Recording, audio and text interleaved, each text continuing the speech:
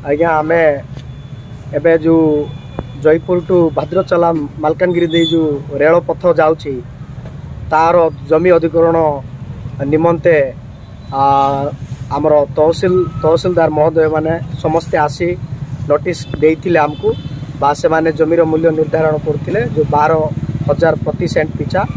तो आमे एथिरे असंतोष प्रकाश करूछु। पाखापाखि बड़गुड़ा पंचायत एवं आमर सिंदरीमाला पंचायत रो 9 गोटी ग्रामर लोक आमे समस्ते कलेक्टर सार को दाबीपत्र देइछु जे आमको आमर जमीर मूल्य प्रति सेंट को 50,000 लेखा देवार अच्छी। तापर जो घर जाक जाउछि से घर मानक मूल्य निर्धारण करी ताहार मूल्य दिया जाओ।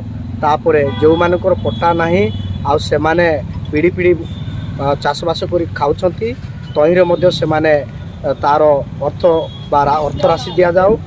आमे ए सब जिनस कलेक्टर महोदय को आमे अभियोग पत्र प्रदान करुछु।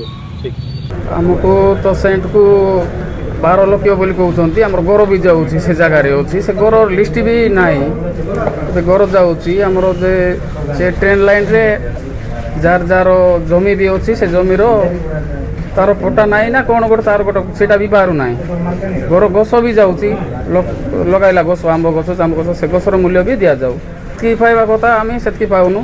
सेंट को 12,000 दिया हम बोली तहसीलदार कहते कौन चाहते आम सेंट को 50,000 दिया गले भल हम से हिसाब से आम दाबी करूँ।